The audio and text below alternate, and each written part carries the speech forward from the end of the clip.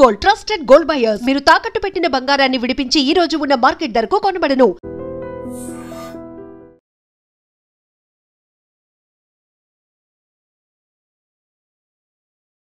Welcome to iDream news. This is Pawan.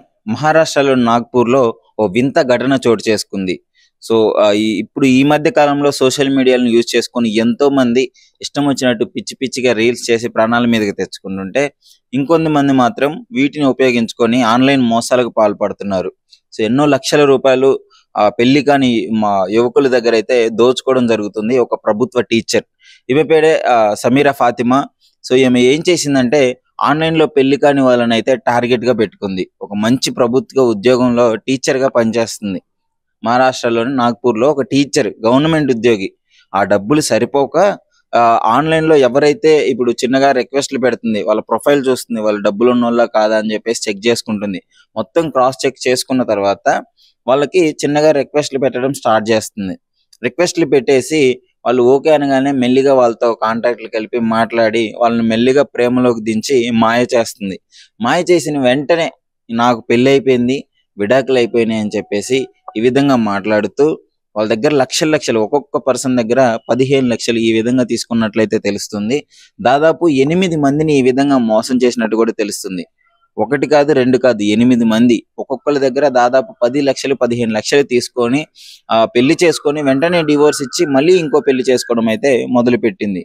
మరి మీకు doubt రావచ్చు, ఏంటి మొదటి వాళ్ళు ఎలా వదిలేశారు, డివోర్స్ తీసుకున్న తర్వాత ఇలాంటి రకాల మోసాలకు పాల్పడుతుంటే పెళ్లి చేసుకున్న వాళ్ళు ఎలా వదిలేశారు అంటే, ఈమెకు ఒక టీం ఉంటుంది.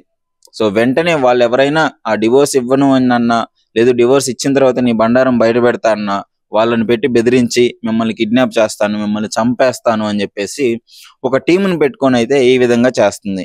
సో వాళ్ళు పాపం భయంతో ఇప్పటి వరకు బయటికి రాలేదు.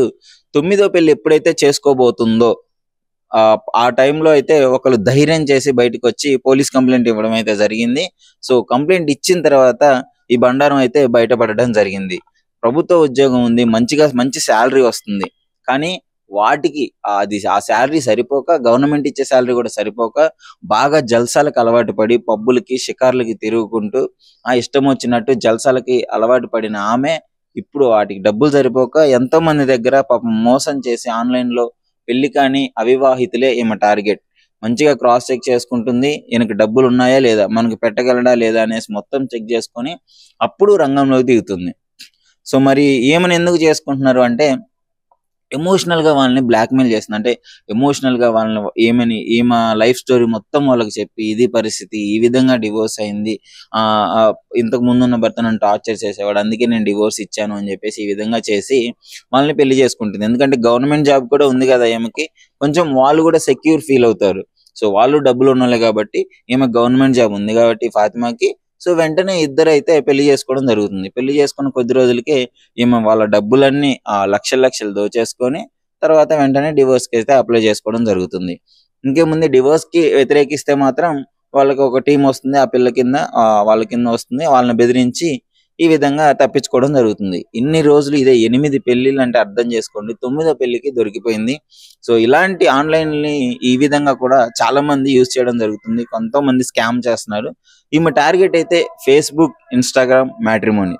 సో ఇట్లాంటి పెళ్లి కానీ మ్యాట్రిమోనీ సైట్స్ లో కూడా ఈ విధంగా ఎన్నో మోసాలు చూస్తున్నాం. ఫేక్ ప్రొఫైల్స్ పెట్టి ఎంతో మందిని చీట్ చేయడము, ఈ రకాల మోసాలు ఎప్పటి నుంచో చూస్తున్నాం. కానీ ఇది మాత్రం వేరే లెవెల్ మోసం అని చెప్పుకోవచ్చు. ఒక ప్రభుత్వ టీచర్ అయి ఉండి సిగ్గుచేటి ఇది, ఎంతో మందికి ఒక మహిళ అయి ఉండి ఇన్ని పెళ్లిళ్ళు చేసుకోవడం, అది అసలు ఎంత ఘోరమైన విషయం అంటే. సో ఇలాంటివన్నీ పసిగట్టాలి పోలీసు వాళ్ళకి.